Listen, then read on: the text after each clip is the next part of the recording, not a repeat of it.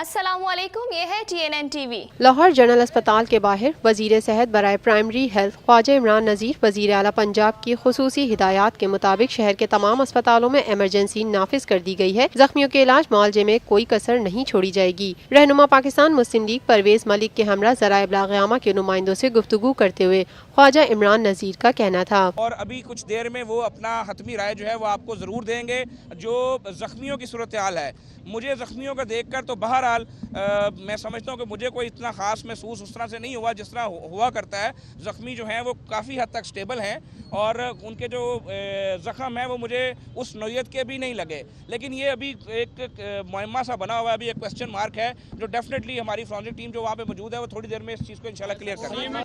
ख्वाजा इमरान नज़ीर का मजीद कहना था, मुझे जो अभी तक लोग अंदर मिले हैं जी वो तो मुझे राहगीर मिले हैं जो वहाँ से गुजर रहे थे। एक पाकिस्तान एयरफोर्स का जवान है जो छुट्टियों पे आया हुआ था और वो वहाँ से गुजर रहा था। तो ये सूरत हाल है और जैसे मजीद इस वाक़े की जो मजीद तहकीकात है जैसी फ्रांसीसी एजेंसियाँ कर रही हैं वो कुछ देर में आपके साथ ज़रूर इंशाल्लाह शेयर की जाएगी।